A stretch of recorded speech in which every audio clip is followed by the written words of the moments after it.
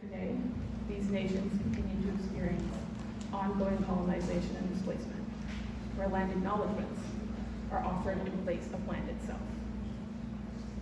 This treaty, this territory, is part of the Dish with One Spoon Wampum, a treaty made between the Anishinaabe, Mississaugas, and Haudenosaunee, where nations entered into an agreement to protect the land and responsibly care for its resources in harmony together.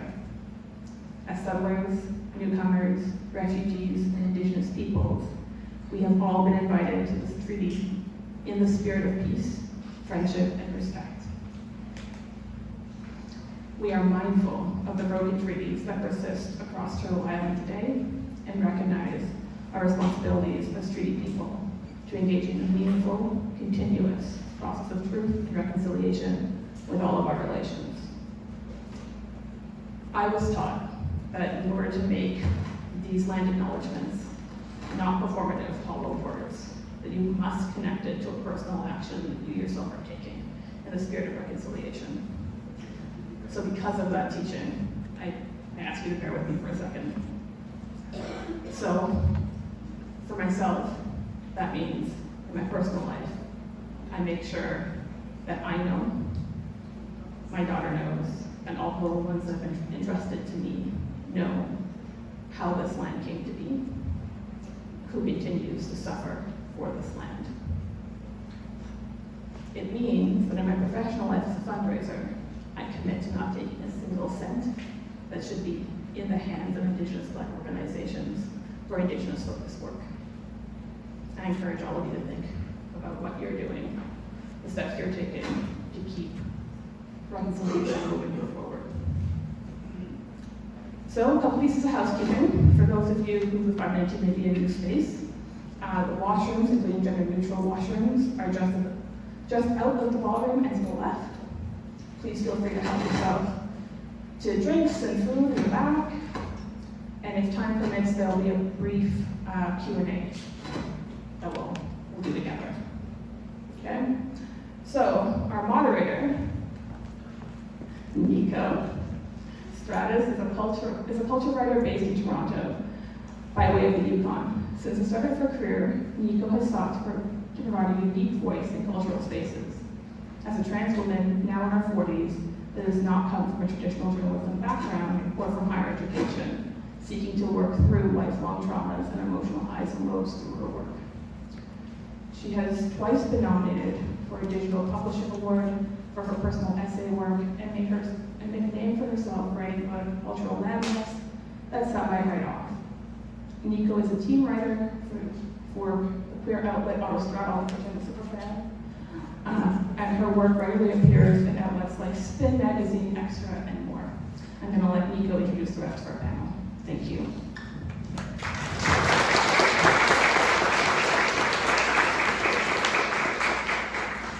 Hello. Do I have to on that? Does it? I had to turn it on. Turns out. Hi. So nice to hear everybody say hi. Thanks for being here.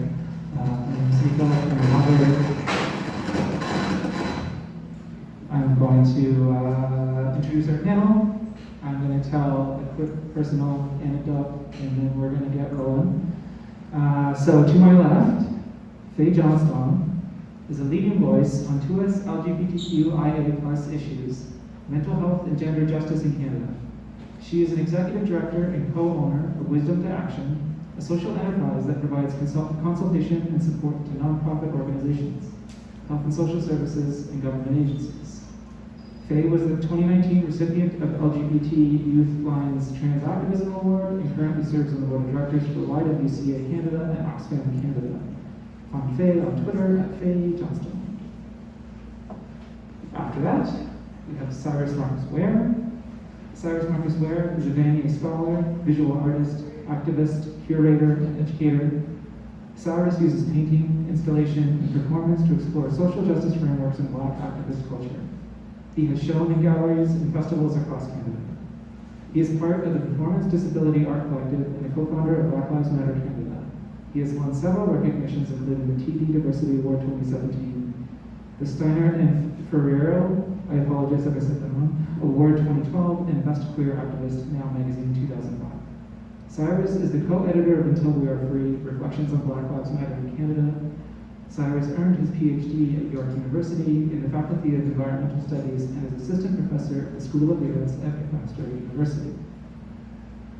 After that, we have Michaela Couture. You may remember Michaela for her iconic moment in Canada's Drag Race Season 2, Episode 8, or her rise to top 4 on Hub TV's Call Me Mother. Michaela Couture is a star. While she is incredibly young, Michaela has become a household name amongst the queer community for turning looks, having a charismatic personality, and incredible choreography. Once you get a glimpse of her, you never want to turn away. And this is true, as we can all see. And at the end of the line, we have Heath V. Salazar. Heath Salazar is a Latinx award-winning multidisciplinary performer and writer. Named a prolific trans artist by CBC Arts, Heath has developed a body of work in theater and film that spans the gender spectrum and is also the internationally recognized drag performer Gay Jesus, which is a great name. In 2019, Heath received a nomination for the Inspire Awards for LGBTQ Person of the Year. Their work across disciplines utilizes the arts as a medium for promoting social change. Before we begin, let's just give an opening round of applause to Lily.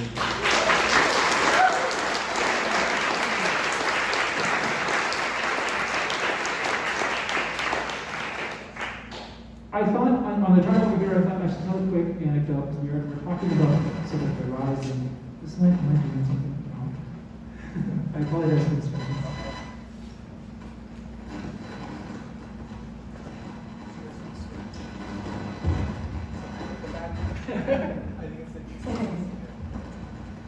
Let's try that. I can always just pass the microphone over to when I'm not talking if you want to just. So, as I said, on the drive over here, I'm just going to tell a really quick personal story because we're talking about this sort of the rise of anti-2S LGBT rhetoric, let's say. I don't like to use the word hate, even though I think that's what it is. I'm from the Yukon originally. I'm from Whitehorse. It's where I moved there in 1986 when I was a kid. I grew up there. And I knew basically everybody. When you live in a small town, if anybody here has ever lived in a small town, you know when you grow up in a place, you know everybody in the place. And that's where I transitioned as well. When I was in my 30s, I was later than I probably did. At the time, I had been an arts worker and a construction worker, which is an interesting cross-section for sure. But I knew everybody in town. And I was one of the only openly trans people in the Yukon at the time. And it was weird for people. People didn't really know what to do. We had no peer center at the time. There was a small queer organization, but we had no place to go, nothing like this. And one night, when I was up for a walk, I got jumped by my apartment. And my landlord at the time told me, in a weird way, he said, "You probably know who it was," which was my landlord telling me, "I know who it is." And I left shortly after. That's when I moved to Toronto, because I knew that I could no longer live where I came from. And I tell this story because one of the things I kind of regret, and the thing I tried to do, but I just didn't have it in me, when I left, was I didn't seek out and build community around me when I knew that it was hard for me where I was, and that I needed help, and that I needed support. I didn't seek it out, I just kind of left. And I don't regret it. I love being in Toronto, I love it here. When I look back at the Yukon now, I see that they're starting to build that stuff there, and I thought, I should have done this. I should have had a place like this. We should have been able to have a conversation like this. And we couldn't at the time, and now you kind of can there. It's a bit, but it's getting better. And so I was thinking about this night a lot as I was preparing for this, and I thought, what could I have done years ago when I packed all my stuff in a bag and sort of ran and left everything behind? And I don't really go back anymore. It's where my family lives, and it's where I'm from, and I just don't really go back. And I thought, if I had done it differently, maybe I could have. So I hope in this conversation, while we're talking about the rise of all this stuff, we're also talking about solutions and joy and community, because I think all of those things are also important. So I just sort of wanted to apologize for being like, we're going to have a panel, I'm going to talk. So that's my story. Now thank you all for being here. Again, thank you for putting up with me. And now I will talk less, and everybody else will talk more. So, in the spirit of this conversation, I just sort of wanted to start out with some broad strokes. So, apologies. No, that's That's all good. Ignore it. So we are seeing a rise in anti-2S LGBTQ rhetoric and hate right now, lately. I'm sure a lot of people have noticed it. You know, in media, on the streets, even in some cases in our own communities, which is rare, but it still exists. So I'm just sort of thinking maybe if we could just go down the line, each of us, and just sort of take a moment and talk about, you know, what you've seen in this regard, and how it's impacted you and where you're sitting with it right now. So maybe we'll just go continually down the line. So Faye, if you want to start, sort of go. Awesome. Hi, and thank you so much. It's an honor and a pleasure to be here. I live and work on unceded Algonquin and Anishinaabe territory, formerly known as Ottawa, and flew over this morning, and I work for a consulting firm based in Chipmunk-Macmahon, formerly known as Halifax, Nova Scotia. I think when I think about rising hate towards queer and trans communities, it's important to contextualize where this rise came from. I think a lot of it emerged from a far-right radicalization and white supremacy reviving itself in more militant ways over the last few years. I think we also have to recognize that that hate was initially and continues to have been an import from European white folks who came to this land, but that means we as settlers have a different responsibility around addressing this rise in hate. But just in terms of what we're seeing right now, we are seeing rising protests across queer and trans communities all around Canada. That's protests targeting drag events. I chat with pride organizations and they're terrified about the risk of a cataclysmic event in this upcoming Pride season. And these are largely small pride organizations in rural communities that don't have the resources and haven't historically had to develop their own capacity around keeping their communities safe from fascists and far-right extremists. Since 2018, hate-motivated violence reported to police has increased towards our community each and every single year, and that doesn't account for the majority of violence that never gets brought forward to cops because our community does not tend to trust cops, and particularly multiply marginalized members of this community. I don't want to talk too much, but I'm just going to share one example of what happened to me recently that I hope might help us see how serious this is. On March 1st, 2023, I was gleefully included in a International Women's Day campaign led by Hershey's Canada. I was one of 5 young women with their faces on chocolate bars that, yes, you can buy at your local convenience store. I was really torn about doing it because I'm not a fan of Hershey's. I'm not a fan. I've never done corporate work like that. And I was like, okay, but I want my face on a chocolate bar. So I sold out for a hot second. Please forgive me.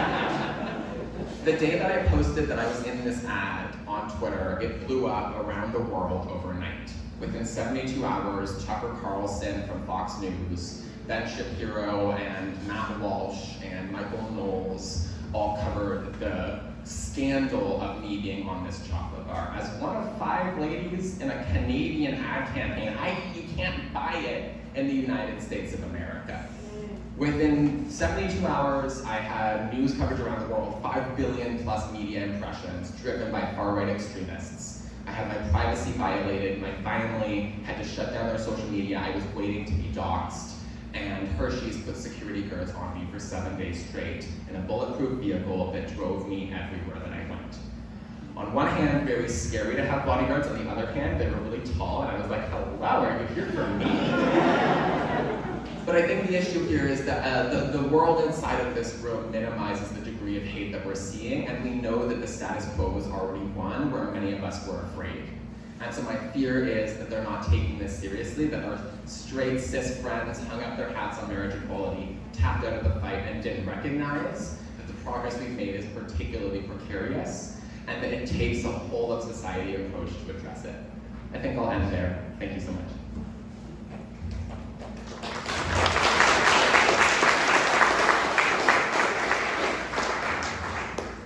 Yeah, I think that, is this on?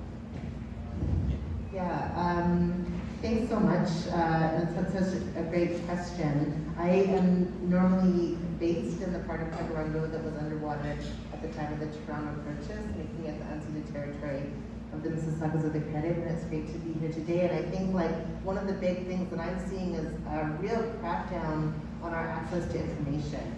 So we're seeing what they call now book challenges, because the word book banning was too enraging, and people know that book banning is sort of seen as a negative thing, so now they're calling them book challenges, but they are essentially the same thing, and, trying to prevent queer and trans kids from being able to access information in their libraries, information in their schools, that would allow them to be able to have sexual health information and information about their beautiful queer life that they're about to live, And so I'm seeing the sort of crackdown on our access to information, and then of course I'm from Memphis, Tennessee, and in Tennessee there's just some really dramatic things happening in relation to drag bans and bans on access for trans people. I'm a bit concerned about what it would be like to go back home in November, and just wondering what safety is going to look like. I should mention that a lot of these things that we're seeing in the States are happening here as well, and I think that there's sort of a mythology that things are so much better here, but the reality is, as a Black trans person, I'm still dramatically affected by systemic transphobia. So sort of thinking about those things, but actually rooting where they're coming from. I think that you touched on an important point, which is that there's been an incredible amount of activism from the right, but there's also been an incredible amount of activism from our communities.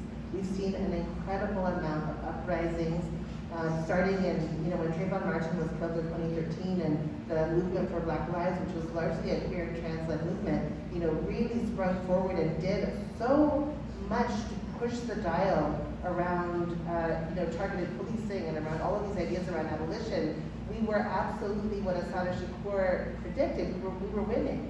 We are winning, and it's because of the success of the organizing that has been happening that has made it so that so many more queer and trans people feel safe enough to come out, that so many more queer and trans people feel that they have what they need. It's because of that success that, of course, we're seeing this right-wing pendulum swing, this crackdown, this attempt to swell the winning. So I want to remind us of that, because I think it can seem very despairing when we see some of the things that are coming out of the States or out of Alberta or wherever, but just to remember that actually there's so much more success than failure in this story. And so we have to sort of continue with the fight and continue what Assata was reminding us to do, that we have to believe that it's possible to win. And this is what winning is looking like right now. It's looking like this attempt to try to discredit, to try to take away, when in fact the success is already assured. I study systems change and systems, there's a panicky loop of systems change that sort of shows how systems go through periods of growth and expansion, but also periods of collapse and reorganization. And that's when you get to plant a lot of new seeds and new ideas. And we're in a moment that is really fertile right now for new ideas and possibilities. So yes, we have a lot to work on, and also we are winning.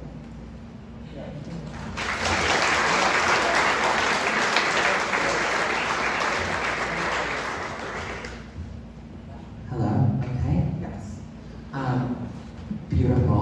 Thank you, both of you. I am ashamed to be sitting in the middle of all four of you. I kind of want to tail off of what you were just saying. I think we've all kind of realized that all of these bands have been showy. They're not, what they're saying they're attacking isn't necessarily the group they're trying to go for. From the drag band saying, you can't appear as a woman if you're born male. And really, that's only truly attacking trans women who do live in Tennessee at the moment. So a lot of those bans are just cover-ups to get to another group or hurt more, create more fear. And I think that's another thing that, what they're really, I'm gonna switch it. I think that they realize fear is so powerful. And that brings me to what I truly want to talk about, which is the overstimulation of, trans pain all throughout the media. I don't think I can open my phone and look at any more queer people or trans people being hurt anymore. It's consistently just pushing out all these toxic views and toxic displays of our community being hurt. But as you mentioned, there is also so much good happening, and the fact that they're trying so hard to fight against us just shows that we are all resilient and we are all making a change.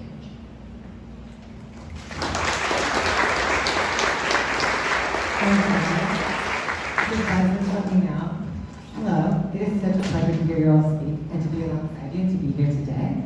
I think for myself, like when we're looking at these big systems, oh no.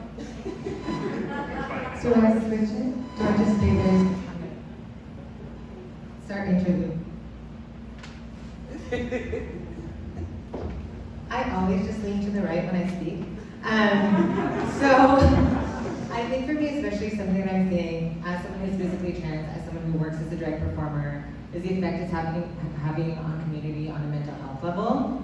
This effect of seeing ourselves being spoken about as like in theory and having our rights debated in media so constantly and speaking about so blatantly the eradication of trans people.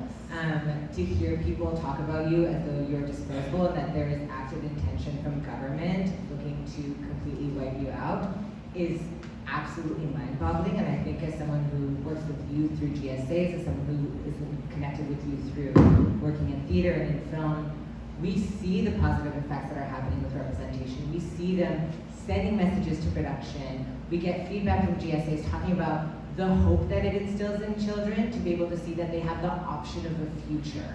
And I think that that's one of the really big things that the sphere is affecting right now, is making them feel as though there is no future for them, that their lives don't get to go past a certain amount. For us as like Latinx trans people, as Black trans people, your life expectancy is like between 30 to 35. And for me, like turning 30 this year, I was like, great, so I become an elder at 30. And across the board, like whether you understand our community or not, whether you get things or not, like it's not necessarily about understanding, it's like on the base principle of being a person in the world, there's not a single group of people that I would be okay with being like, yeah, you can cap your life at 30. That is absolutely absurd. And I think that one of the big things about having these panels, about pushing these discussions forward that's important, is also understanding the precedent that's being set if it's not addressed. And this goes on all levels, from school boards to governments, within community. If we set the precedent that you can decide that you don't like an entire group of people and therefore have a right to push for the eradication of that group, this isn't something that just applies to the queer community. It applies to any group across the board and therefore has to be fought for by everyone across the board. And it's happening. I think one of the biggest things that I've been inspired by, like at first I noticed a lot of trans friends, a lot of queer community members just feared for their lives, like just blatantly.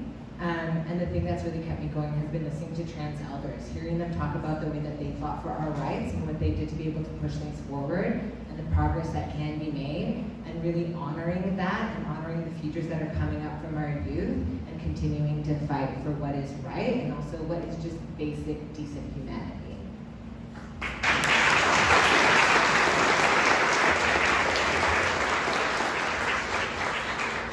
Thank you all so much. I'm like, every time one of you is done speaking, I'm like, we could just go home. Like, that's just, this is perfect. And I wanted to, I know I have questions written down, but I'm also just sort of thinking things as we talk here. And, something that I'm sort of thinking about right now is, so often, and I'm curious how you all feel about this, and please feel free to jump in, and, please don't wait for me to call you, or call your name, but, so often when we get asked to do panels about, especially like as a trans person, like when I get asked to do talks about being trans, and this idea of like, like kids, young people, people in their 30s and 40s, whatever, when they see me as a trans person, they're like, oh my God, there's a trans person. But I'm never in the room to talk about joy. I'm never in the room to be like, here's how my life has improved. Yeah, it's hard, I don't go home anymore, that's bad. But like, the good things are incredible. No one ever asks me to come sit in a room and talk about them. And I sit in a lot of rooms and talk. How do you that's a very open-ended question, obviously, but like, do you all feel this? Like, do you get asked to talk about your struggle more than your joy as a trans person? Cyrus, you're holding a microphone right now. I don't want to say it to you specifically, but I just saw you holding a microphone, so that might be. Yeah, absolutely. That is absolutely 100% true. There's like I love what Dr. Eve Tuck, who's an Indigenous scholar based on OAC, she talks about this idea of our community is always being seen as damaged and only being seen as damaged. And rather than seeing us in a desired way, where we are desired and inherently valuable. So really thinking through like, what is my job as an artist, as an activist, as a scholar, to interrupt that? And so I think about this idea of creating irresistible revolutions through my creative practice that help to insert queer joy, trans joy, black joy into every space that I get to be in. And so I'm an artist and I draw, large, very, very large scale portraits of people, and I often draw portraits of black trans people laughing or singing or, telling stories about love. And it's a way of capturing these moments that we don't get to see, because what we do see, certainly as black trans people, is sort of a death spectacle across the news, over and over again. What does it mean to only see yourself in the lens of not existing, of being told that you don't get to exist?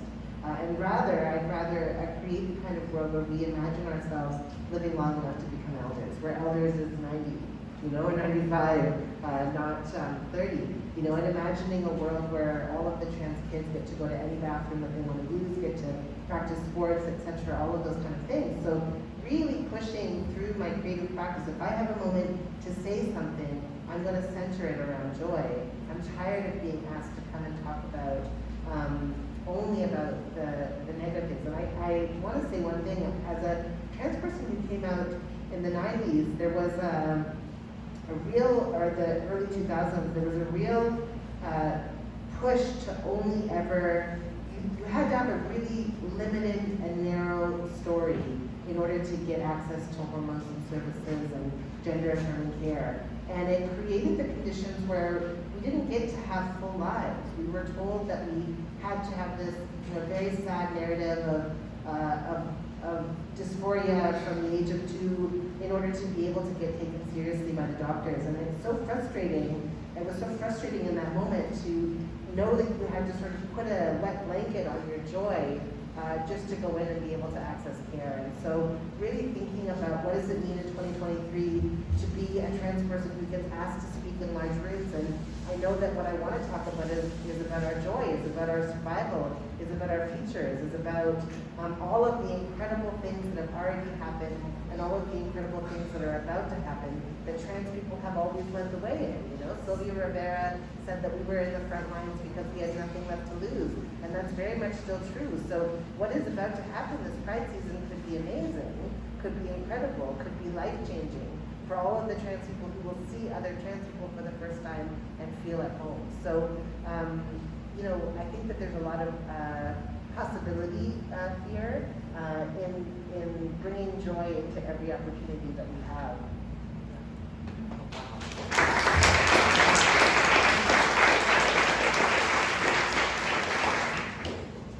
I'm just gonna put this out there. I am currently 20 years old, and when I was, thank you. Thank you very much. When I was about around the age of 8 years old, I could remember always writing down in my little journal saying, I'm not sure if I'll make it past 16, but if I do, this is what I want. And when I go and I see, yesterday I was with Peel District School Board.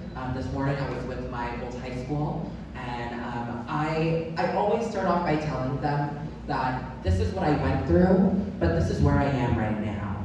And there's something about our pain that I still find joy in, just solely because it is a testimony for every last trans queer youth that's coming up.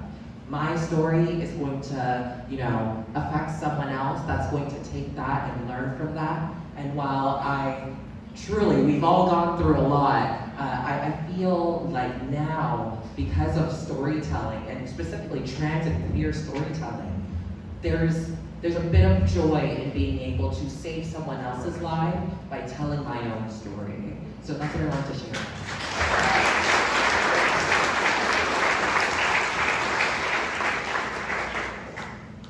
I hate this question when I get asked it, because I'm like, I'm a cynic, I'm a doom and gloom, the world is ending and bad, and I am genuinely scared around where we're going to be next. But I think the recognition, the things that stand out to me are first, I live in the feminist movement half the time, trying to build bridges and imagine a better world for women, girls, and gender diverse people. And I am in spaces that trans women would have been thrown out of before 5 years ago, 10 years ago. I walk into stores that trans people would have been pushed out of, or that the cops would have been called for us simply being in those spaces. And so one thing that gives me joy is the degree of change that we have been able to make. The fact that our world looks radically different than any of us may have imagined. And I think there's like a push and a pull to that, because I think if we think about the elders who spurred this movement, we're not where they wanted us to be. And I think this current reality is still one where our queer and trans elders say, it was meant to be better than this. But to be able to exist as a fairly young, not 20, but fairly young trans girl, to be able to be in spaces and to not have the principle of my inclusion debated. That is one piece. The second is that we actually did carve out breathing room in our schools and our classrooms so that queer and trans kids could simply be themselves. I didn't know a trans person existed till I was 18 years old. I didn't even know gay people existed, and I had a gay aunt. I don't know how that happened, but it did. So I was at a school in Toronto today, Groove Community School, reading Kai Chang's Toms From the Stars in the Sky to the Fish in the Sea. And there were out queer and trans kids in grade 2. And that just swells my heart like nobody's business. And so there is a lot of hate out there, but they're never going to be able to take moments like that and spaces like that away from us. And that keeps me going each and every day.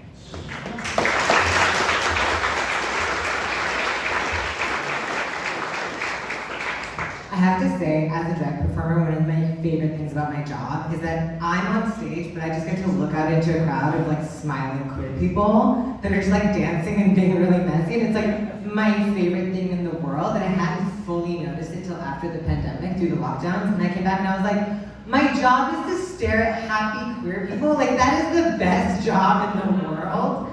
And like, for me, through drag, I was able to connect with my queer community. I was able to find family. I was able to find people that celebrated me for who I was, but also who presented in like a bunch of different ways. And all of a sudden, my scope of what my imagination for what life could be completely opened. My options of who I could be as a person in this world opened. The acceptance that was possible for me within myself opened.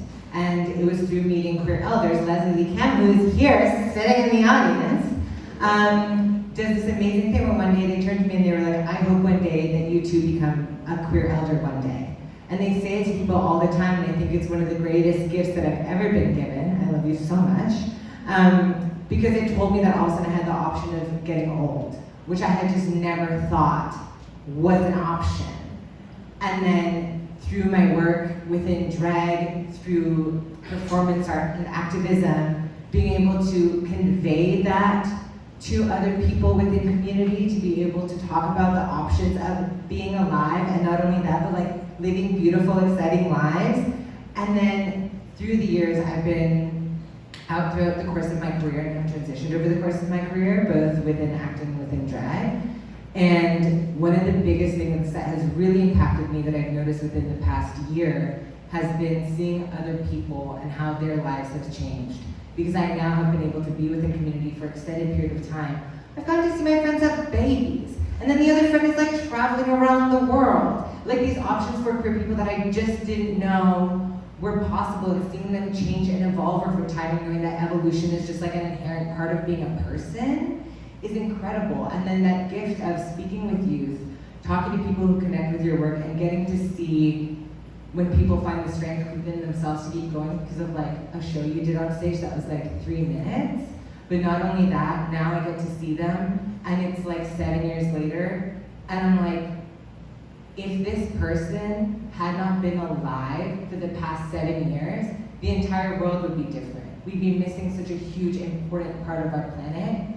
And to see them not only existing, but how they're impacting the people around them, how their lives have evolved, the growth they've brought the world, the joy they brought the world, that to me is absolute proof that queer and trans lives are indispensable, that each life is indispensable, and that brings me so much joy.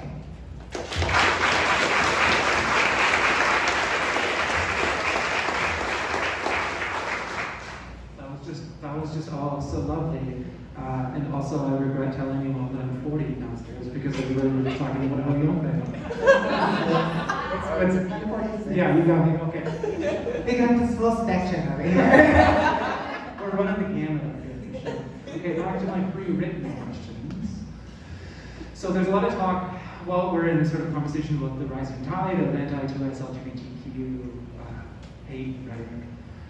There's a lot of talk about safety in that conversation. So I just wanted to maybe go down the line again and just say, like, in the spirit of this conversation and talking about safety, you know, what does safety look like to you? You know, maybe can we start with Keith and work our way back this way, son? Big question. I think like when it comes to practical things, there's a lot of different areas. I think on a base level, when I think of ideal safety, I think like not having to think about it is the greatest gift. Like for me personally, I have to, every single time I leave the house, I'm like, how do I present? How am I gonna read? What is visible on my body? What do I have to hide? And that, like knowing that if I wear the wrong shirt in the wrong room or on the wrong bus, that I can just like be killed, that's absurd. And that's not something that I would ever wish on anyone. And that's speaking from a point of privilege in terms of my presentation, in terms of my skin color, in terms of all those intersections that like grant me safety. And I think that like when we talk about safety, what does it look like? Right now on a practical level, coming up with Pride, it's making safety checks with friends, having group chats, being able to like message a friend and be like, not only I made it home, but like is there someone that can be on the phone for you, with you on the way home, and making sure you get home from a gig, checking in advance with producers. Now more than ever, I used to always ask like, are there kids there? Just I'm like, do they want a funny little song? Do I know where they're sitting so I don't like shake my bum in the wrong area, or I could like give them something cute or whatever if I have a cute prop. Now it's like, are there children there? And therefore, not only my safety around whether there's going to be protesters, but also like, is there a safe way for the children to get back and forth from their cars? My friends with kids are having to gauge their trajectory during Pride in a whole new way. They're having to double check where they're parking, triple checking on media sources that like they don't typically use to see if there's talk about people being there that are going to compromise the safety of their children. And just on a very practical level, in community, in private chats and messages and those kinds of things, having check-ins to be able to know safety is in place. I have friends who are taking self-defense classes. It's just something that's like incredibly dark in practice, but that has to be faced.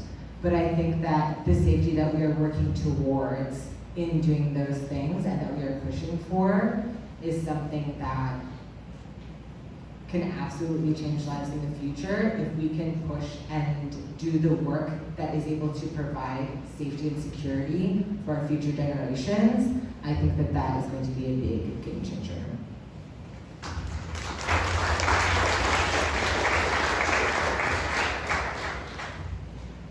It wasn't until this very moment that I realized I've never actually felt safe once leaving my home. Today, actually, I walked from my home to a Shoppers Drug Mart in full face, and while I, use my drag as female presenting, the slightest fear of just someone saying or doing something is constantly in my mind.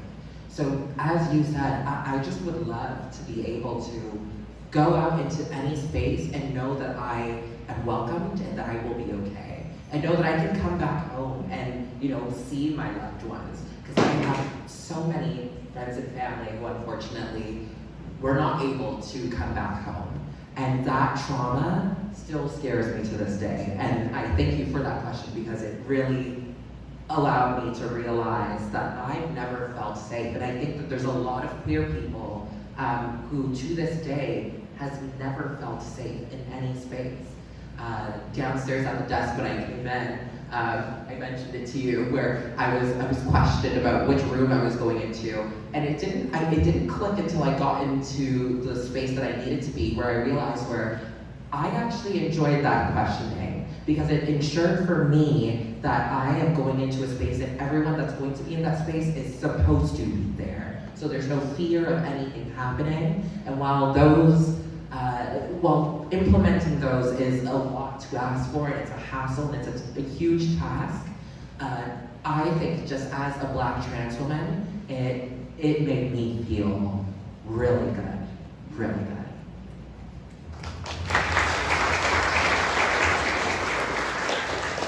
Yeah, and in 2020, I was invited to do an art project for the Bentway, which is that art space that's under the overpass of the Gardner. And they were doing this project about safety and public space. And we had just come off of the uprisings of 2020. You know, people were in the streets. There was so much that happened in terms of organizing and activism. And I was really interested in this speech that Raven Wings had given in front of the Ryerson statue that was covered in pink paint, and she talked about how our love is radical and abolitionist, and that safety looks like trans leadership, and that she talked about all of these things. And so I knew I wanted to do something that sort of talked about trans people's experiences of public space, and so I interviewed a bunch of Black, Afro-Indigenous, and Indigenous trans women and non-binary folks about their experiences in public space. And what most people told me was that they felt safer walking to somewhere, if they had to get across the city, at 2 a.m. than at 2 p.m. because there was less chance of running into people, so there was less chance of a transphobic attack or a comment or something like that. And I was like, this is bananas. This is absolutely outrageous. So I created these monuments because we were in a summer where a lot of people were questioning the monuments that were around our city, and I created these monuments to trans people, particularly to trans women and non-binary Black, Afro-Indigenous, and Indigenous folks. And they glowed in the dark. They glowed at night because I wanted the folks who were walking in the city at 2 a.m. to have some beacon of light that was like, I expected you. I'm glad you're here. I'm so thankful that you're here. And so really thinking through, like, what does it mean to create a safer city? For me as a Black trans person, a lot of that is about making sure that we're able to move through the city and we're able to move through public space, freely and with safety. And I think that this is part of why I moved towards abolition. And I think that we need to move towards a community that is rooted in collective care and mutual aid, and that we don't rely on policing to keep our communities safer and more secure. Because they're not making me feel safer. I certainly don't feel safer when I'm being followed home by the police, which happens regularly. I don't feel safer when I'm being followed by the police to pick up my daughter. I don't feel safer when I'm marching with police in the parade. So really thinking through, like, what would an abolitionist future look like, where we had a whole bunch of money invested not in policing, but in libraries and queer community centers and children's programming and food programs and all of those things. So I think that that's a direction towards a truer safety for all of us.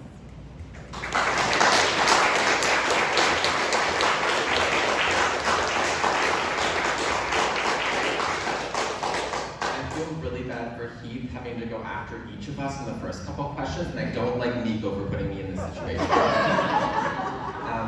I think to echo a lot of what we've heard, I think safety to me is a world where none of us have to think about our behavior, how we show up in public space, and the risks associated with that. I often say that violence against trans people is not so common that we know every time we leave the house it's going to happen, but it's common enough that we always have to be on edge about it. That we as queer and trans people, and many marginalized communities, this includes cis, straight, white women in many contexts in a misogynistic world, have to look over our shoulder if somebody honks, have to worry about how somebody might react when we're walking home and holding our partner's hands. Safety is a world where we don't have to manage how cis and straight folks will worry about how we show up or make ourselves small for their convenience. Beyond that, safety is a world where everyone is housed. You can't have fundamental safety if you are not in environments that support you, if you're not able to make ends meet. That all puts you in situations where violence is more likely. I don't live in your city, but I do a Thursday 4:30 radio show in your city, and increasingly we're talking about transit violence. We're talking about realities and fears in the city, and every time we have to reframe the conversation because the solution is indeed not police intervention. Police do not keep communities safe. Police are a reactive response at best, and even that reactivity is often a violent one. And so we address safety concerns by better transit, sorry y'all, housing, community support, you address safety by having environments where you actually address bigotry at a younger age so that we don't have fascists and far-right groups that are mobilized. But I think I love the idea that none of us, I think there's a collective trauma in having to check your behavior all of the time. I can see, I do a lot of public stuff as a trans lady, and I can feel how worries around my safety have changed how I show up in spaces. I used to have black hair and be a lot more goth than I am today, but if I am the more respectable, not cis-passing, but looks like she's trying, trans lady, my experience changes fundamentally. And so just imagine a world where each of us could be whoever we are without having to spend ages unpacking our own issues and isms, but also where other people weren't forcing us to do that work and to make ourselves small for their convenience. Thank you.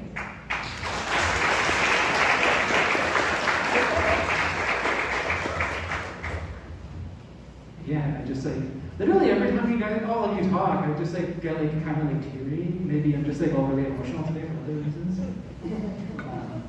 You also all answered another question I was going to ask, so I got to strike that from the list. But I do just because we're in a broader conversation with a lot of you, and a lot of people that are, we're talking about, especially about trans safety in this conversation.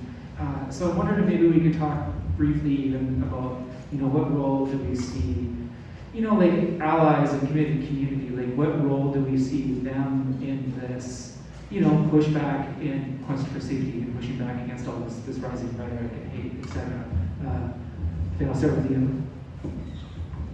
So I'm gonna try to broaden this out of Toronto, because I think I live in Ottawa, we're just jealous that y'all have a 519, and where's mine? I want one in my city, with all of the complexities that come with it.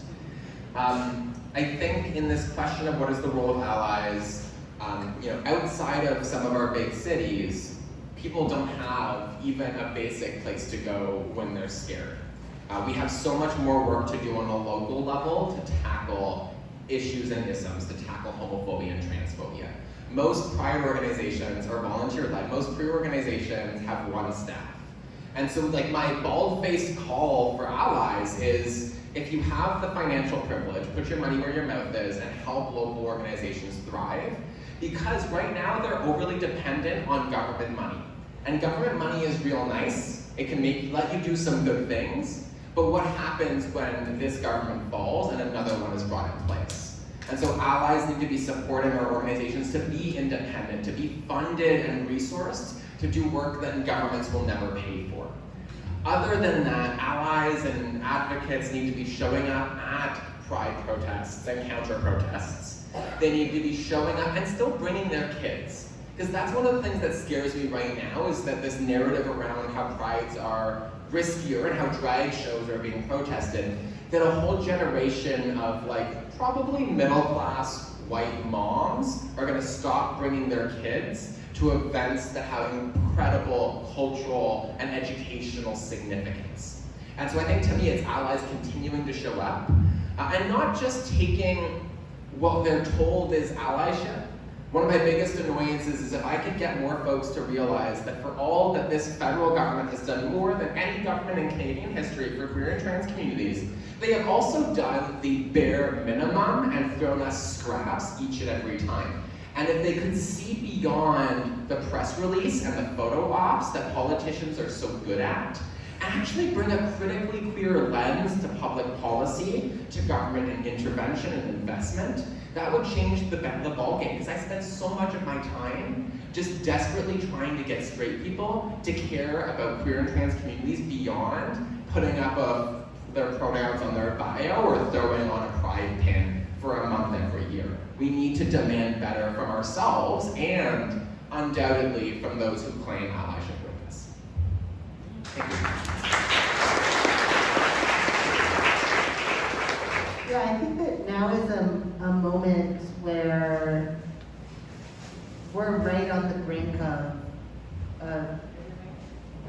things could go a couple of different ways. And we need, in order order to resolve climate change, in order to make sure that we have trans justice, in order to make sure that disabled, deaf, and mad people have what they need in order to thrive, in order to make sure that we have Indigenous resurgence and land back, we need everybody right now, actually. We don't have the luxury of 5 more years or 10 more years for people to get involved. We need direct action, we need organizing, we need support immediately. This is a moment for everybody to put their hands on change, to put their hands on struggle, to get involved in organizing whatever that ends up looking like. You know, if you're somebody who, is able to get involved by making a donation to the 519, then make a donation to the 519. You know, if you're somebody who's going to come out in March, then come out in March. But we need it sort of desperately right now more than ever. Because of course, there's a tipping point that's happening like this, a pendulum, that it's kind of going, a teeter-totter that's going in a couple of different directions, and we want it to land on the right side. We want it to land on the side of justice, we want it to land on the side of freedom and liberation, and so we need everybody to get involved. So what allyship needs to look like now is less about sort of product placement and marketing, and more about rolling up your sleeves and getting involved, getting your hands dirty, getting involved in the struggle.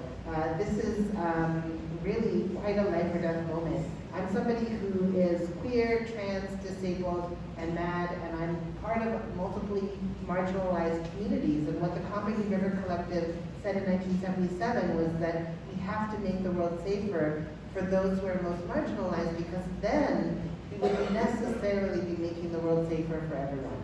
And they said in 1977, look, if we make the world safer for Black women, everything else will have changed. And I think in 2023 we could say, if we made the world safer for Black trans women with disabilities, everything would have transformed, including climate, including the planet. We would have transformed our social world. So these are the stakes that we're in right now.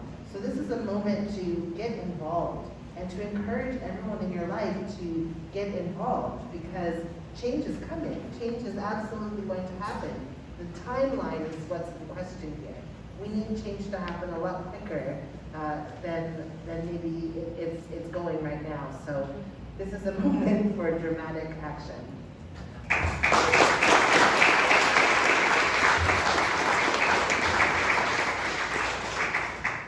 There's a conversation that I find that we constantly have when it comes to allyship, where we talk about people who say they are allies of queer or trans people, but then have family members or friends who talk down on us at the dinner table, or has hate crime people in the past. And we allow those people to stay in our spaces when that's our moment for our allies to be speaking up for us. There was a point in time where Ally was a part of, well, I believe it still is a part of, the LGBTQ. When they announced this, we allies were a part of that. And it was because allies were also being arrested, were also being killed and hurt because they were standing up for us. And I'm finding now that it is becoming, just marketing, just a little flashy moment for 1 month out of the entire year, when we need you 24/7 all year, 365 days out of the year. We need you all the time, and we need you standing up for us here and now.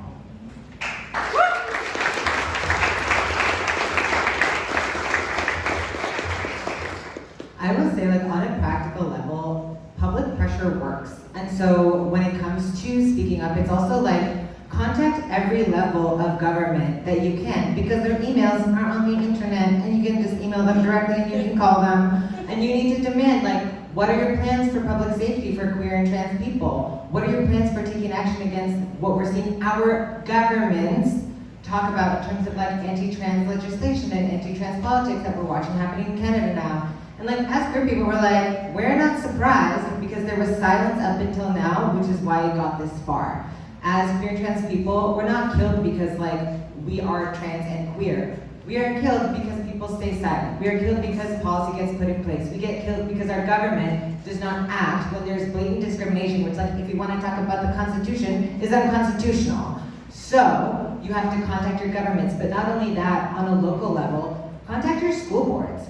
See what they're doing about it, and demand that there be change, because realistically, if they don't hear from anyone apart from queer people, they're like, okay, well, like, just the gays are mad, so whatever. Whereas if you have across the board a bunch of parents calling in being like, how are you gonna protect queer kids? Why isn't my child, whether they're queer or not, receiving education around queer history, around their sexuality, around gender, around queer politics across the board? But also, like, in terms of, if that's the censorship that's happening, there's so many other things that can happen. I know for myself, I went to a Catholic high school, and I never learned about evolution because they took it out of our curriculum. And like, it's not just queerness that's gonna be taken out, right? Like, there's things across the board that will be censored, that will be taken off. And then when we go further than that, when it's like on a personal level, contact the clubs that your kids are part of. Contact their hockey place, contact their dance school, contact these places, because these are places where your kids are hanging out, these are places of community gatherings, these are places where they're fundamentally learning at a very young age how to interact with one another and what the standards are for being a person in the world. So not only are we gonna be holding the adults accountable that are like in charge of the country and the politics, but also the ones that are in charge of other generations, that are in charge of your kids, that spend most of the day with them. And we know that, like, for example, with youth, if you say like a swear word, they're gonna say it next week because they see it and pick up on everything, even though they're 3 rooms away. If the people that are running the clubs and the schools that your kids are a part of are spewing anti-trans and anti-queer rhetoric, that's what your kid is going to internalize. And not only in terms of like shame of how they can feel, but what they feel is normal in the world and what it's okay to behave as. And so we need to recalibrate what the standard is of how we treat one another, whether or not we're a part of each other's communities. We need to be really, really loud about it. And I think that, like, we often talk about allies putting themselves in a place that's uncomfortable. It's also like, on a very practical level, sometimes when people are like, well, I just don't get it. And I'm like, well, then grow up. There are a lot of things in the world that I don't understand. I don't understand how when an airplane works, I still get on it. But it's also like, what a baffling idea. And I think that, like, when we blatantly say to people up front, like, no, that is not something that I'm willing to stoop to, or let's slide, it really sets a tone for a room of what it is that we allow in it, and what the standards are of how we treat one another within community. And I often think about my father. He's a wonderful man, does not understand my life, does not understand my job, doesn't understand my queerness necessarily, or like my transness. But there was a day, speaking of like queer and trans joy, one of the most beautiful things he ever said to me was like, he didn't get it, but he was like, I know that you could have grown up and like chosen to like put this all away and like just be like a straight woman in the world and like be cis. And he's like, I know you could have like married a husband and like stayed in the city I wanted you to stay in and lived the life I wanted for you. But he was like, I know that you would have been the most miserable woman in the world. And that, to me, I was like, oh, you don't have to get all of this queerness and the trends and the details and like have all these like statistics behind you to be able to have a conversation with someone where you're like, these are people and their lives are at risk and their lives are important, and therefore these are people with humanity, and I recognize that, and I will not tolerate speech or a push for policy that is going to put those lives in danger. I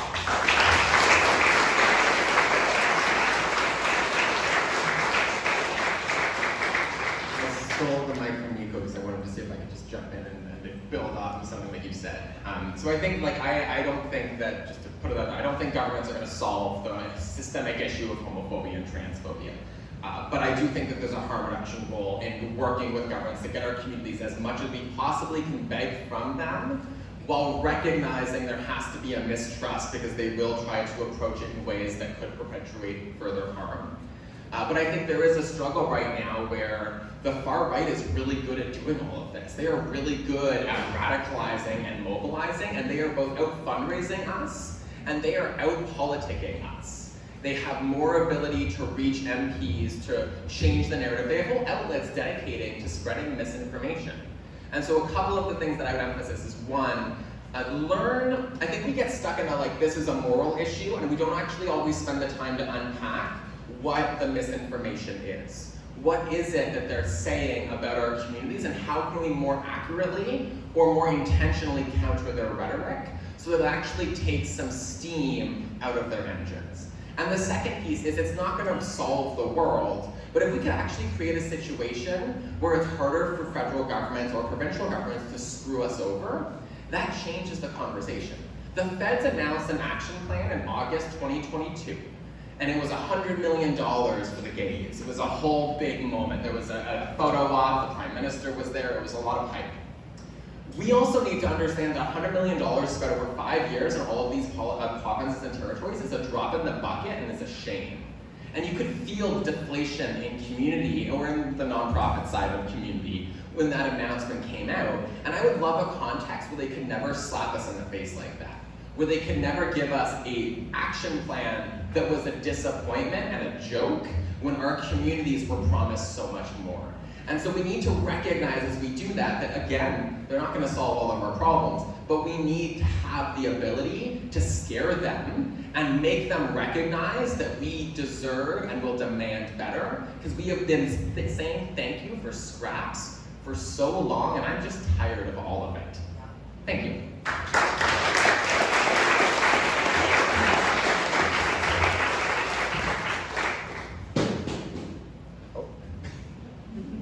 Everyone's good. It was just perfectly timed, too. Yeah. I'm thinking too, just in this conversation, like what role do, I'm going to say educators, and I don't mean educators just as like teachers in schools, but educators, I write for a living.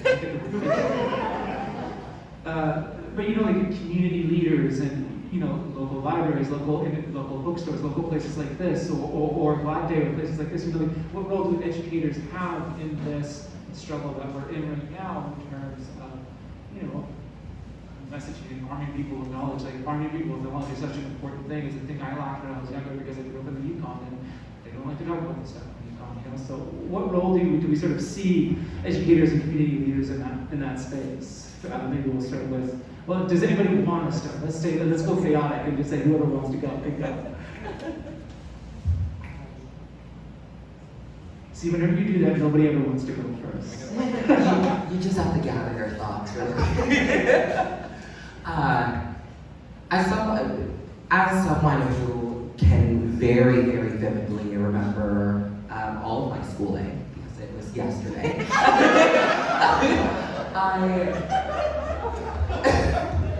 now I lost my train. No, but just remembering, all the times in middle school when I just talked about bullying, period, to teachers. I remember they would be like, oh, ignore it, it'll be fine, it's fine. This idea of ignore it, it'll be fine. Trans people are dying. Like, queer people are being hurt. Students are dying. Youth are being hurt. So how are we going to continue to be quiet and just, it's okay, it'll be fine. It's not fine, and it's not getting better. The faster our teachers who are, adults to a lot of youth, as soon as they can speak up and say, you know what, this isn't okay, this isn't right, I think it completely changes, how a lot of young students are gonna then grow up. One of us on the panel mentioned it earlier, where if we start young, if we tell children young, like, hey, this is not okay, by the time they get into a room like this, we barely won't even need to have conversations like this. We will be able to all work and live within harmony, which I think is what we all strive and want in the end. So I think the teachers can honestly just stand up honestly and be the ones who stop it right in the tracks before it goes any further.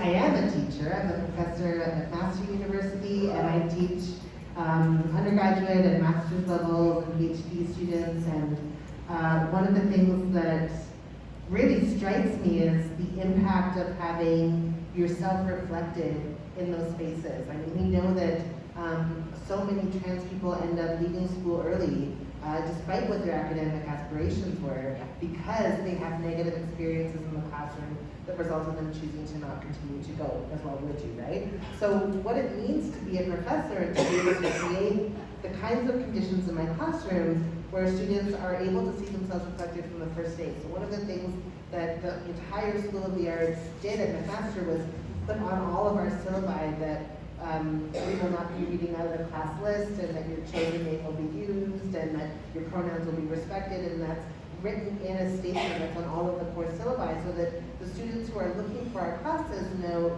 this might be a bit of a safer space. We know that a lot of academic environments are not the most safe. There can be a lot of trauma, school trauma that we can have from our experiences in the academy. And so what does it mean to be in this moment right now, trying to change that and trying to create some revolutionary hotspots in the university setting where trans people get to thrive, where hopefully more and more trans people, are able to go on and pursue higher education if that's what they want to do. So we really do need more educators, more trans educators, and we need more content like that, because without trans people in those environments, these kind of policies and protocols don't get put in place.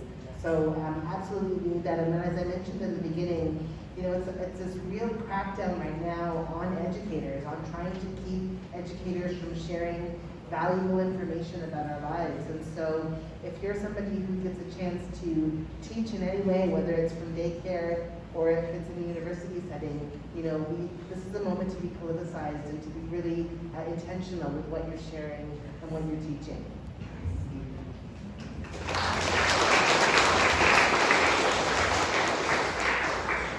So I think, when it comes to our educators, they are one of our silver bullet solutions. The ability, if we can train educators to do this work in a better way, I think they can create a whole generation that doesn't have to unlearn the homophobia and transphobia that many of us have had to.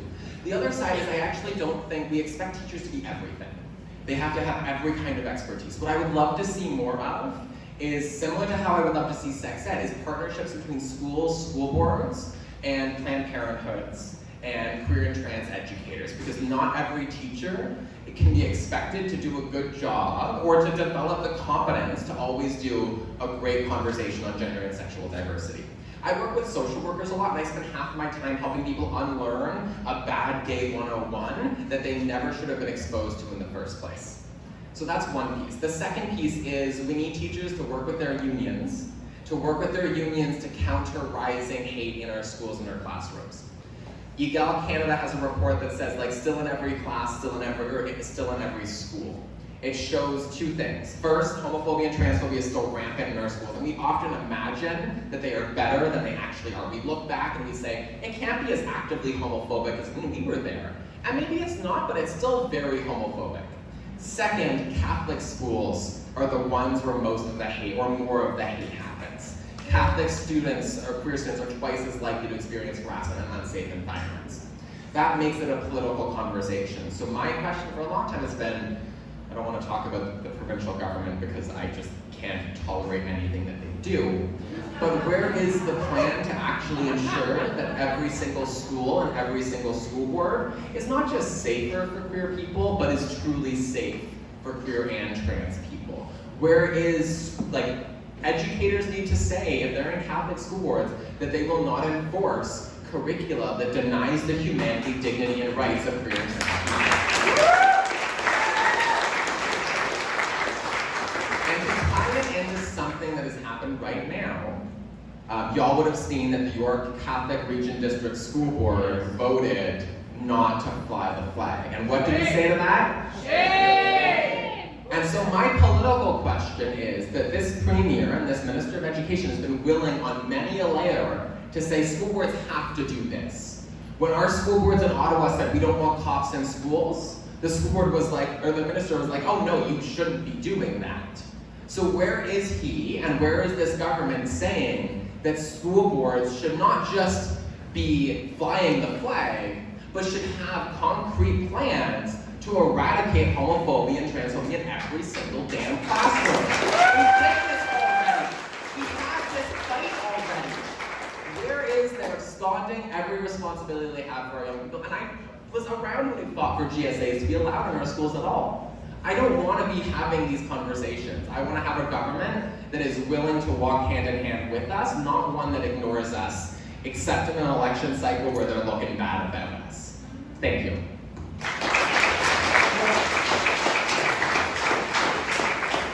I could listen to y'all talk all day. I'm so amped. I would say, like, as someone who went to Catholic school, one of the big things, oh no, don't apologize. One of the big things they taught us, right, like, they talk about, like, sin, and how, like, being gay is, like, a sin. But at the same time, they tell us that, like, sin is something that either causes harm to yourself or to someone else. And I'm like, okay, so falling in love with someone, where is the harm in that? Teaching your child that they get to be loved no matter how they exist in this world, where is the harm in that? And so, like, when these arguments come from a religion side that is, like, very cherry-picked in terms of, like, what parts of the Bible get used, and it's highly just based on, like, using this, like, giant book to justify violence, to justify oppression, to justify discrimination, right? Like, it's absolutely absurd. And I think for educators that are stuck within these places that, like, are trying to, in different school boards across the board, trying to push against these systems without losing their jobs, the one thing I say to them is, like, your classroom gets to be a sanctuary to so many kids. And, like, even if you don't have all the right words or all the right resources, you're not allowed to, letting these children know in different ways, no matter how subtle they need to be, that this is a safe space for them, and setting the precedent within your classroom alone that there is a certain level of behavior that is acceptable, and giving them information just like why something is wrong, and to understanding, like, not only within queerness, but, like, across the board, like, compassion for people that are different from you. What a concept. But I know for myself coming up, I never had any queer teachers, to my knowledge, until I was 16, and I secretly attended a Pride event, and I saw one of my teachers. He was a substitute teacher, and we both just, like, silently stared at each other, and we, like, didn't acknowledge each other. And that day, I remember I both understood the gravity of knowing that he couldn't be out as my teacher, and that that was not an option, but also I felt this, like, huge level of excitement seeing this, like, gay man exist in the world, and that he was, like, he, like, had a job and had this whole other life, and learning that there was life beyond the doors of my school, that there was this very, like, lush, beautiful range of possibility. He was, like, part of an art installation. He had a husband, and I was like, woo! So excited. And I think to me that's, like, a big thing. Like, part of it is, like, yes, teaching them that they're safe here and that they have options to come to you within this room, and doing that through, be it the way you talk about, the way you interact with teachers, the way you talk about art, what art you introduce into a classroom, what narratives get told in the books that they're reading. If you're talking about science, the way that biology is addressed and talked about within a classroom, right? Like, what are the ways that you're integrating queerness and the knowledge of, like, transness and queer education into your curriculum, so that it's actually knowledge-based and it's not entirely opinion that is arbitrarily being used for oppression. It's actually a queer education that you're able to give them, so that they have support behind their, not only identities, but, like, the people around them, and understanding them in educated ways. And I think that that makes a huge difference for children.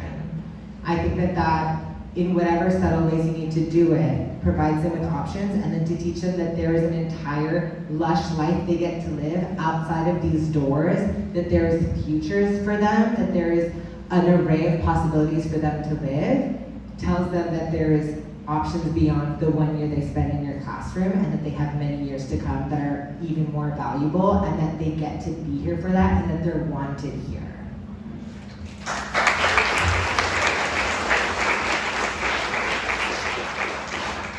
I just also wanted to quickly add that while we're, mentioning all the things that we would like to see, there are also a lot of teachers who have always been implementing everything we've mentioned, and I would just really appreciate if we made some noise for all the teachers.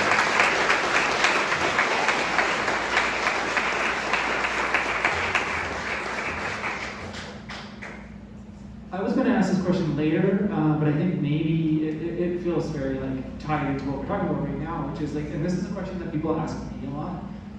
When my mom asks me that every week. When did you know? When are we going to start having this conversation?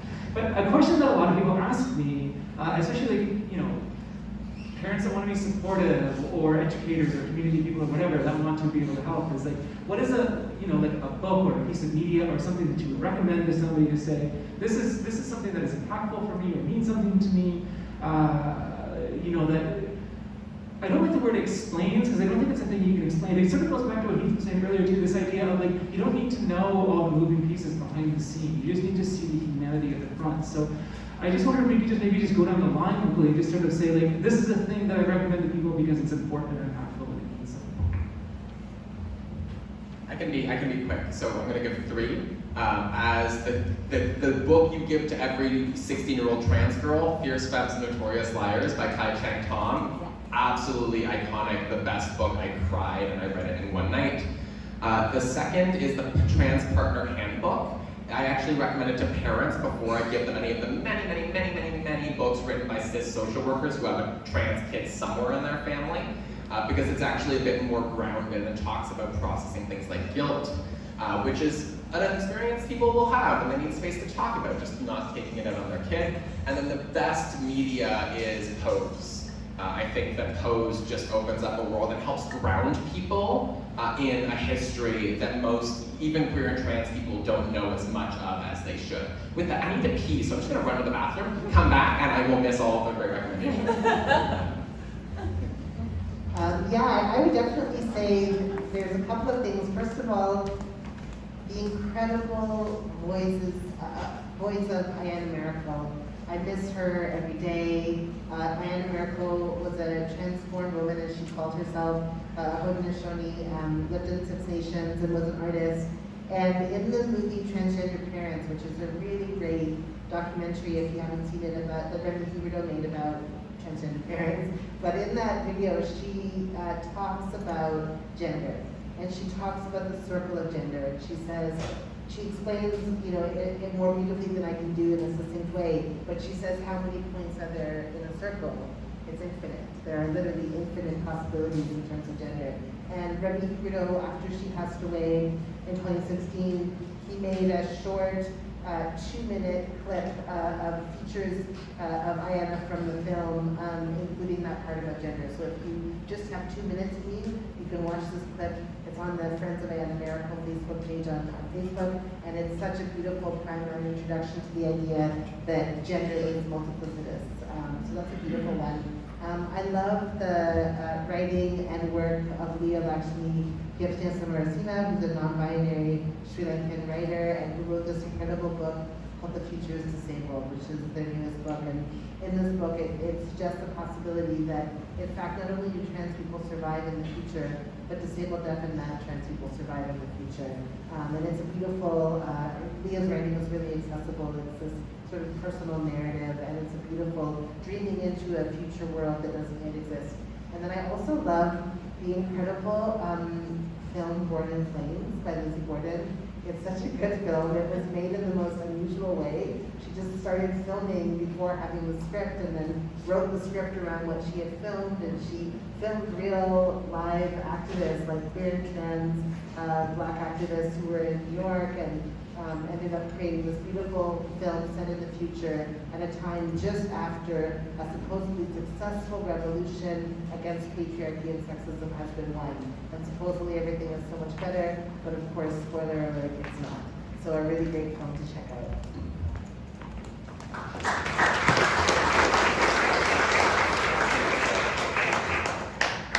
Well, I don't have any book or film recommendations, but something that's gonna help pay our bills. Drag queen story times have really I've impacted children, but it's impacted me so, there's no words to explain the power that is drag queens and drag performers talking to youth, because they see this mystical character, they see someone just being authentically them. I always say that whenever I do drag queen story times, I appear as how I would have wanted to when I was younger. And when they see that, they see a lot of themselves in that character that I'm putting on.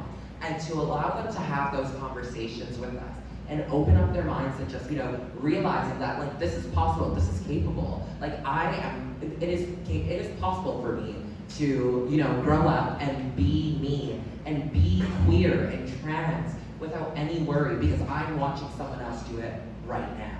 So I say drag means queer times. It also pays my bills, so yes.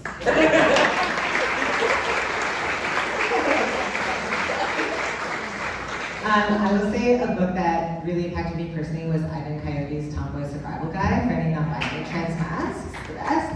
And also is in a play format as well that gets performed. And my mother, who like in Spanish, we now have non-binary terms, but for my parents, like there was no like they, them in Spanish at the time when I was explaining it to them.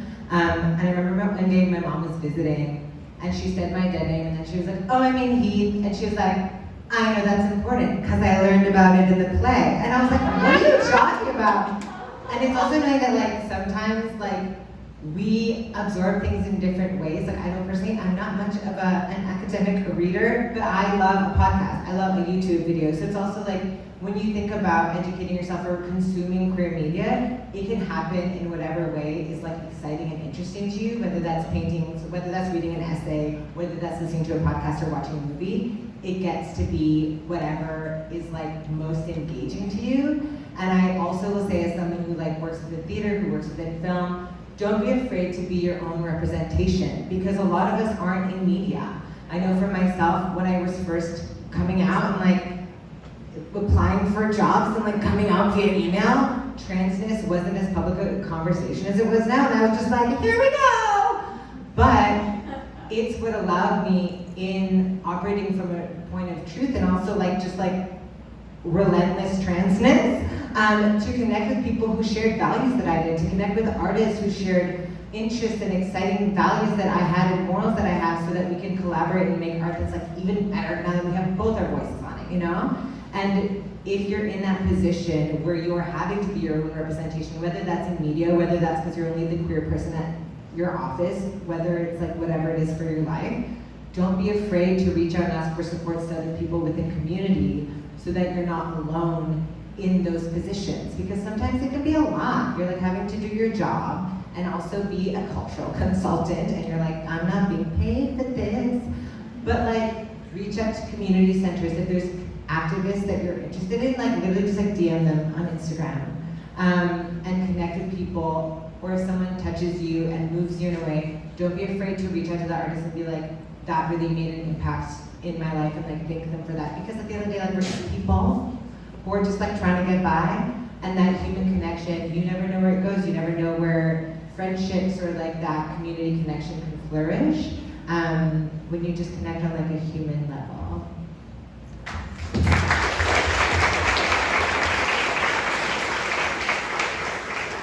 I'm glad you mentioned Tomboy Survival Guide specifically, not to like to my own like my own work that I've eventually done, but like Ivan is the only other trans person that you've that I knew. It's the only one I know. Now I know too. Yeah, I know too, exactly. You jumble them in short order. But when Ivan and I connected, it was through that. It was, oh, you're from where I'm from. We went to the same high school that is now buried in a landfill. And the first time I met Ivan, they were doing a reading in the high school we both attended was on fire, buried in the landfill at that very moment. And eventually we reached out and we formed a friendship. And then in their latest book, Care Of, which is a letter of correspondence, the last letter in the book is between Ivan and myself. I'm sorry. And it's because of this. It's because we connected because they're from this place that I was from where I felt alone, and then we were able to sort of form this like small community connection that made me feel less alone. And it is a thing that happens a lot. Me as a writer, sorry, I'm like taking the mic now, but like me as a writer, like when I moved into my space as a writer, I consciously made a decision to not be like a trans trauma writer and wanted to write about, I'm a culture writer, and I often make a point of saying that because when I started, people were like, you're a trans writer. But I wanted to talk about, you know, I write a lot about music, but I also write a lot about, you know, I'm a recovering alcoholic. I've been sober for 4 years. I come from a working class background. I have all of these things, and I wanted to write about that stuff. And every time I write something, you know, like I got a letter from a trans woman in Newfoundland the other day who said, "Oh, I read your thing about, you know, whatever," and we talked about the song I was writing about, and we had this connection, and it was like, you know, she told me, she said, well, I never really felt like I had anybody to talk about this stuff with before. And I think so much of this is like, you know, when I told the story at the beginning, it was because I felt like I lacked community. And when I'm like looking out at everybody here and listening to everybody talk today, it's, you know, I think there's a big role in building community with each other. And that's why I just talked out loud. And we're going to go a little bit more time with the panel before we get into questions, but I sort of wanted to go through and very specifically talk about trans joy with each one of you. So, my last question before we open the floor to questions is, how are you centering yourself and your time, and where is your joy as a trans person coming from in this moment? Like, not like right now, but you know what I mean, in the present day. Maybe we'll start with Heath and we'll work over that. Sorry. Trans joy. I'm going to be doing my essay. I think right now a lot of my trans joy lives in like listening to elders. There's some elders. Am I allowed to swear in this panel? Yeah. Yes? Okay, thank you. Some trans elders are so badass and they like just don't give a fuck. And it is the most like releasing feeling to listen to them speak. I think especially with like everything that we're hearing every single day. I was listening to a trans elder who like has just been in activism for like years and years and years and was like, "You think we haven't kicked their asses before?" And I was like, I haven't heard someone talk that way in a minute. And just like not be so polite about it, but also like having lived through these experiences and like just like getting to a point of being like, no, like I've seen change happen and therefore I know it's possible. I think that for me lives so like gives me a lot of trans joy. I think also when I look to my friends, like they just, when we talk about, you know, like learning about transness and taking in these stories and like these multifacetedness, like a big thing for me is being able to consume parts of transness and queerness that are not like trauma-based. And it's like, yes, we have that, it needs to be documented in terms of like however those artists want to be putting it on, but also like make sure that the art you're consuming is like from trans people and not just like about trans people, but completely done by cis organization or production, right? Because we're so multifaceted, and like Inside Out Festival right now, I just went to see films the other day, and I watched like a series of films, short films, and I was dying laughing in my seat, because I was like, yeah, we as queer and trans people are like real messy, and I really live for trans mess, and being like relentless and ruthless as a trans person. And my friend and I joke about being like bad trans people, and I call myself bad trans, because we're like, well, we weren't polite today, what are we gonna do, like another day being a bad trans? And it's like, what a concept to like give yourself permission to not be so polite and to really be as like brutally honest as you feel. And I think that release of censorship in terms of like seeing people's uncensored joy has given me permission to like feel my uncensored like rage and excitement and love and passion. And that to me brings me a lot of joy in that. I'm very grateful to the people around me who gifted me that, because I really would not be the person I am today without them. So that is a big thing for me, especially going to Pride Month. I just get to look around and like look at people who inspire me every day, and that means the world to me, because it's also something that I grew up thinking wasn't an option. And I think knowing it's an option and living it and feeling the impact that it can have on you and your psyche. I'm very grateful for the position I'm in and the people I have around me.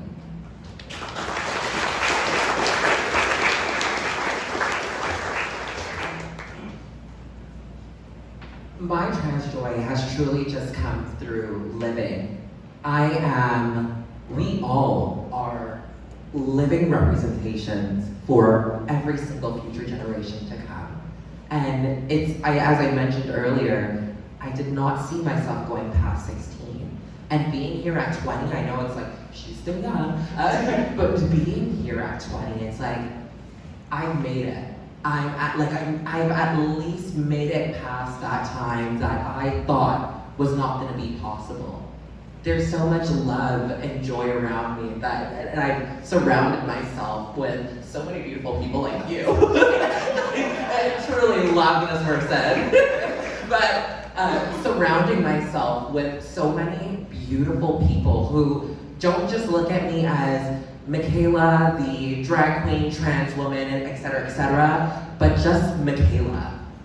That's it. That's all I want to be in all the spaces I enter. I just want to be.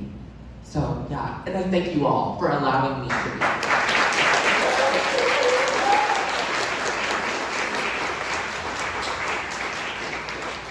Yeah, I really feel a lot of joy in my family. And you know, as a young queer person, I came out at 14. You know, I came out as trans in my early 20s, and it was really hard for my family at first. And now, you know, we've come so far, and I have trans nephews, and you know, anyway, there's just a lot of trans people in my family now suddenly. But it's really amazing to see how my whole family has just swelled around us and is rallying to make sure that we have everything that we need to thrive. My mom is an artist, and she and I have gone on quite a journey over our lifetime. But now we're at a point now where we're about to go do an artist residency together. And we were talking about what kind of projects we were going to work on, and she was like, well, I really think we should do, you know, she paints portraits of flowers, and I paint portraits of people, and she was like, I really think we should do portraits of trans people and do this kind of flowers over living thing. And she had this whole idea for this trans project, and I was like, okay, Mom. Like, it was just so amazing to me that she was innovating this on her own, that she's come to a place where, you know, trans subjectivity is so central to her life that she just was suggesting this as a project idea. So right now my trans story is really coming from my family about, you know, no matter how hard it is in your family of origin, change can happen.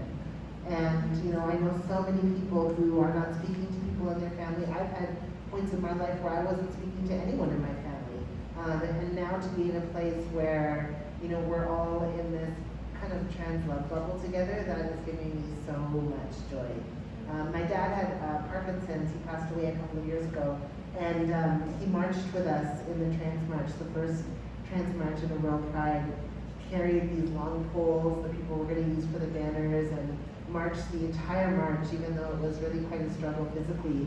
And I was like, my heart was just exploding, you know, because to be shoulder to shoulder with my family, doing these kinds of things means so much. Because as a young person, I didn't believe that was ever going to be possible. And I'm 46 now. Maybe I'm the oldest person on the panel, maybe, I don't know. But, you know, I also didn't know that it was going to ever be possible to be so connected again to these people who raised me. So I'm really thankful.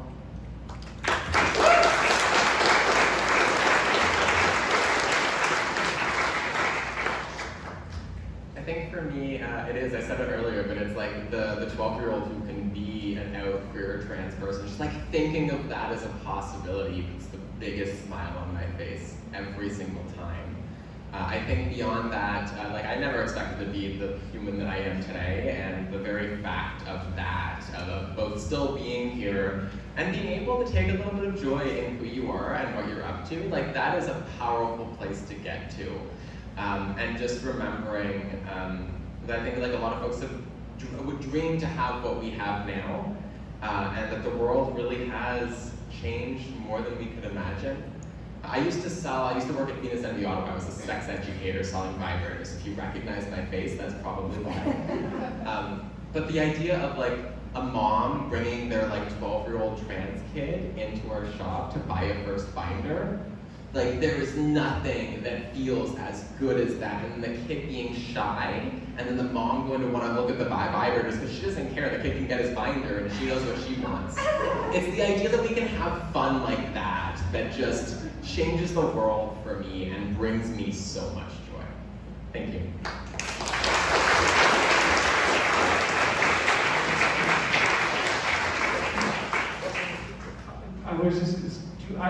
I'll say mine as well. I asked her.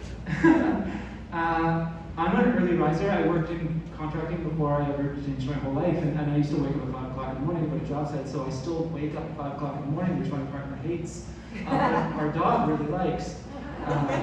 So it's an interesting trait for me. But so at 5 o'clock in the morning, I wake up and I sleep with I have really long wavy hair, and I sleep with it up in a pineapple sort of thing. So it stays like this. That's a little trick I learned from having insomnia and watching a lot of YouTube in the morning. And when I wake up in the morning, I look kind of tired, and I put on bike shorts and a double XL t-shirt, and I take my dog for a walk. And it's about 5 o'clock in the morning, and there's no one really around. And I don't think about anything. I don't worry about anything. And I'm 40. I turn 41 next month. I haven't drank in 4 years, and I just think like, I was not if I hadn't come out as trans, I wouldn't be here. The conception that, that this is a hard life or whatever, my mom always tells me she worries about it because she's like, I know this life is so hard. I said, when I worked in construction, I fell off a roof. I blinded myself in one eye for a month. Like, this is fine. Like, there's hard parts of it for sure, but I get to experience so much joy, and it's in simple things. Simple things like walking my dog at 5 a.m., which most people, including my partner, do not like to do. But for me, it's perfect, and that's it.